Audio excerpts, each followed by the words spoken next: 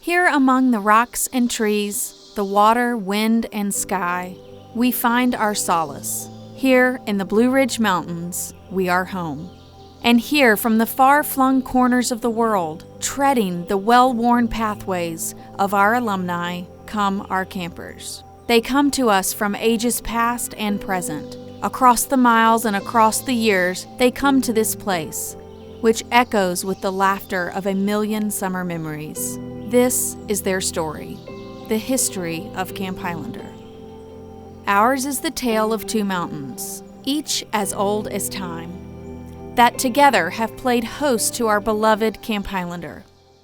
At the turn of the last century, as parents sought to deliver their children from the inner cities of the Industrial Revolution to the greener glens of America's wilderness, the summer camp was born.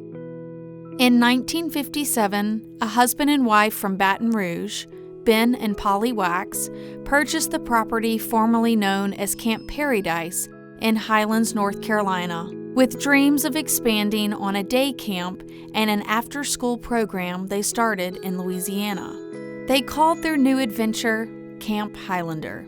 And at the time, the camp had a decidedly Scots Highland theme, kilts and all. Now, as an all-boys camp, Highlander welcomed young men for daily activities of hiking, camping, horseback riding, and canoeing. In later summers, there was a 3-week session that welcomed girls to the mountain as well, pioneering the Highlander co-ed camp experience.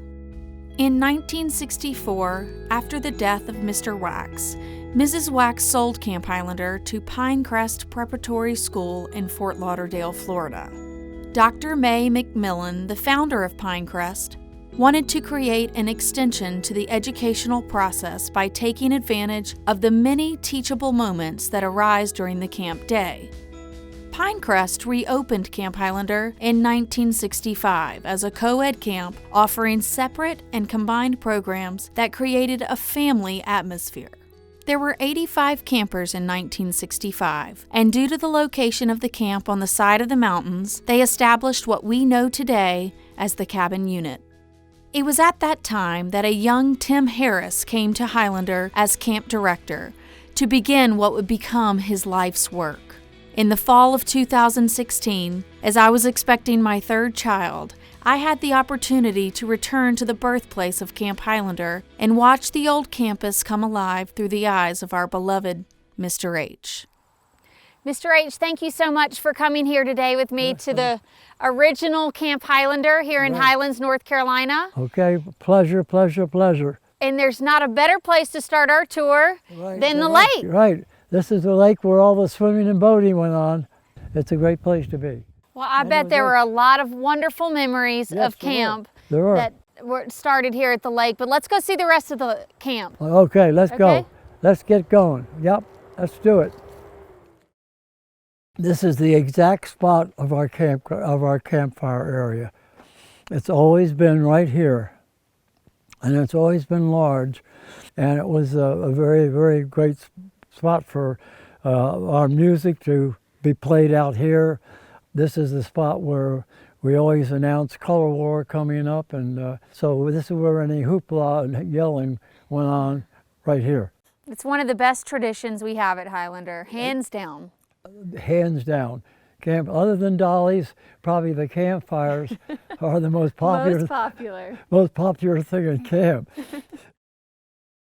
Okay, so where are we now, Mr. H? Right now we're at the cabin 15, which was the oldest boys. Okay. And they bordered on being teenagers, and it was the oldest boys' cabin was right here. And this is my first year at camp. This was my home. I had this cabin. Can you tell me about the cabin unit and how that came about? Because the cabin unit is something that I think is very unique and special about Camp Highlander, where the counselors and the kids travel around to activities together. Was it always that way? Always, always. We never let our campers just go. They always went as a group, as a cabin. You're doing things together, laughing, having fun, joining, being part. And of course, there were some youngsters like today, that, you know, that had problems, homesick and that type thing. And they're always the ones that I would deal with, and most of the time up by the tower. Oh. And Well, you know what? You've mentioned that tower. I would love to see the tower and the view from the tower where you Oh, boy, meet okay. with those youngsters. Oh, I would definitely want you to see it. Okay, good. Yeah, right, okay, definitely see it. There's the tower. And this used to be a forest ranger's tower. Well, I hear there's a beautiful view up there. Will you show it to me? Yes, I will show it to you, All right. yes. Now this is a view. Now see, right down there is Blue Valley. Yes, this is called Meditation Rock.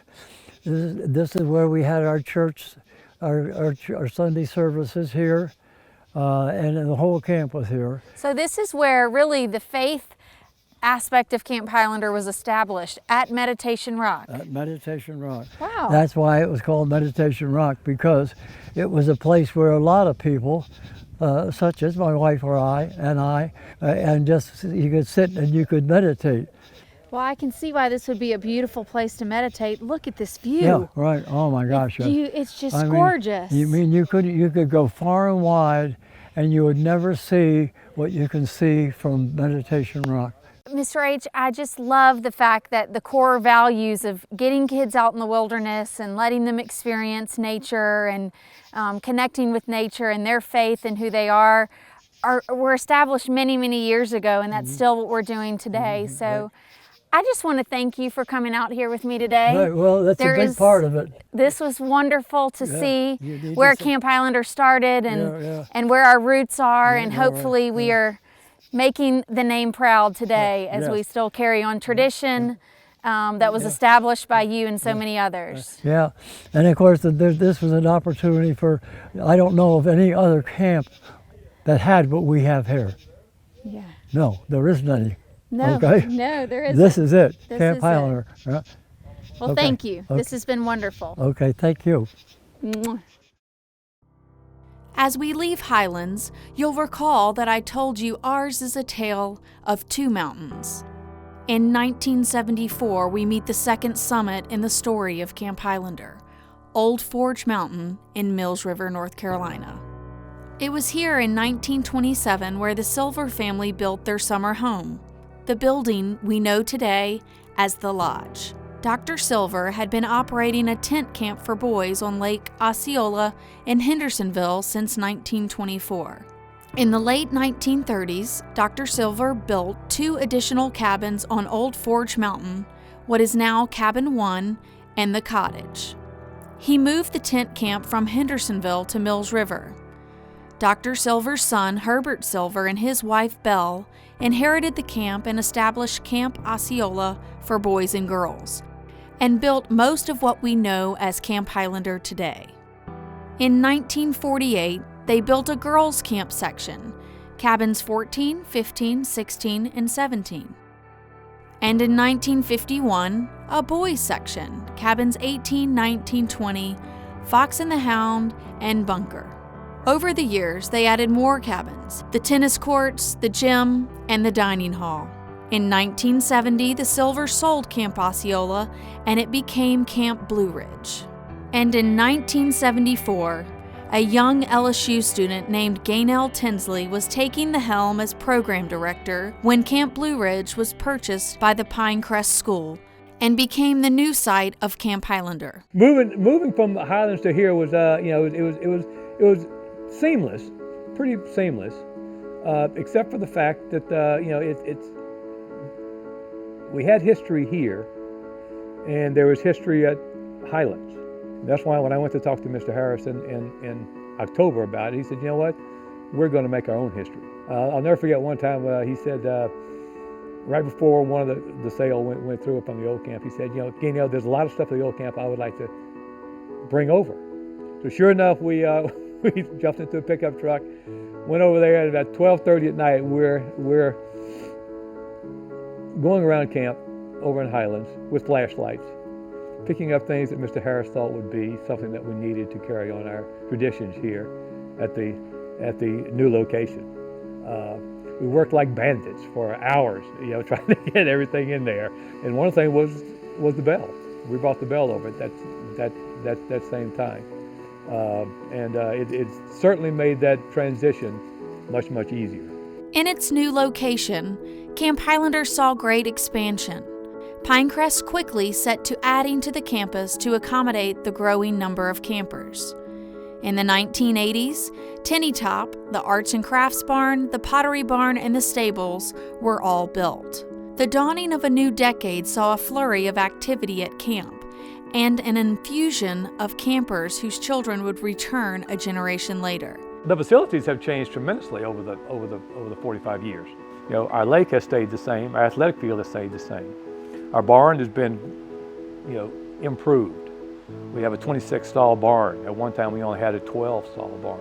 The archery range has been 1, 2, 3, 4, 5 different places over the years. And our lake had, docks and cribs and swimming docks and diving docks and everything besides the blob and stuff. So that's changed a lot. Activities included riflery, archery, mountain biking, and woodworking, and remained very much the same throughout the years. It was in 1999 that Camp Highlander played host to the Disney Channel's reality kids camp TV show, Bug Juice. These are the true-life adventures of kids at summer camp. So I got a call from Disney, and I said, yeah, right. Who is it really? They said, no, it's Rupert Thomas from Disney. And he said, Mr. Tinsley, I'd like to talk to you a little bit about the possibility of a reality show being filmed at Camp Highlander. I said, what is a reality show? I mean, there were no reality shows. He said, well, it's kind of like a documentary. Sure enough, they were like flies on the walls for 24/7 at camp. It was a fantastic thing for us. I mean, it was really good.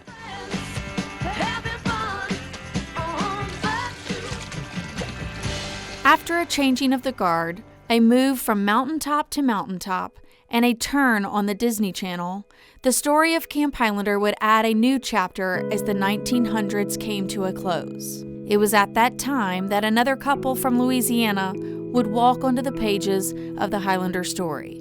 My parents, Shelley and Carl Alexander. All right, I'm looking straight at the camera, so where am I supposed to look? Straight at the camera? Is that good? Let's see what I'm gonna do here now. Very few people get to live their dream, get to do exactly what they want to do in life. And I have more fun talking to other parents about the fact that that's exactly what Shelley and I are doing. We're living our dream. The first time I set foot on this campus was absolutely beyond any magical story I could ever tell or write. I remember distinctly calling my wife that evening after walking this entire campus and saying, I have no idea what shot we have at this, but I said, should we be so fortunate, should we be so blessed as to end up with this as our home, it's an absolute dream facility in the most gorgeous patch of the Appalachian Mountains I've ever seen.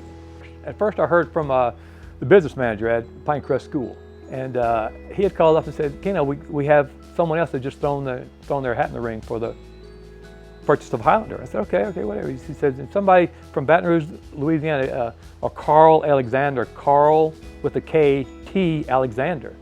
And he said that he knows you. I said, well, I do know Carl Alexander.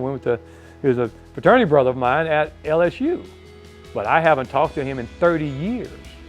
It was a good feeling. The feeling about seeing an old friend. It was very calming and comforting to know that the new owner wanted to continue the same thing that we had been working with for all these years. Over the course of the next 16 years, the Alexanders committed themselves to completely refurbishing the decades-old facilities at Camp Highlander. Historic buildings were renovated, new buildings and activity spaces were constructed.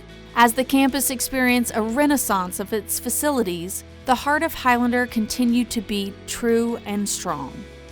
New traditions were born, like Reflect at the Rock, the peanut drop on the 4th of July, cookies and milk after campfire, 5-year pins, and a rededication to Highlander's core values: courage, honesty, integrity, and faith, known today as CHIF.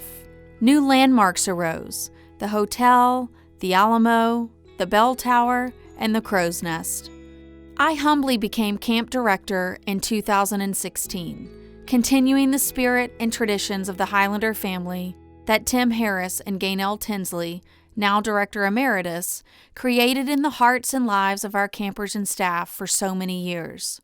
The journey of Camp Highlander is a long and winding one, passing through the years, across the mountains, and into the hearts of countless boys and girls.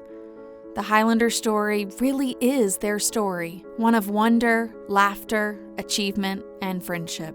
You know, I think the next 60 years of Camp Highlander are going to be extremely bright. My dream was always to buy a summer camp, to make a difference in children's lives, and to leave that legacy to my children, and for they to leave it to their children. But in my heart of hearts, I think that's real, and I think the stage is set for all of that.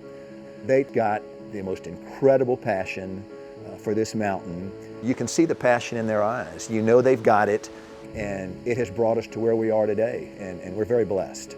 As we continue into the future, we carry our past with us. We wrap ourselves in the traditions of those who came before us and are warmed by the knowledge that the Highlander story will live on. It will live in the hearts of our campers who have tread these hallowed mountain trails, and it will live on in the hearts of those campers yet to come. Camp Highlander, a place like no other.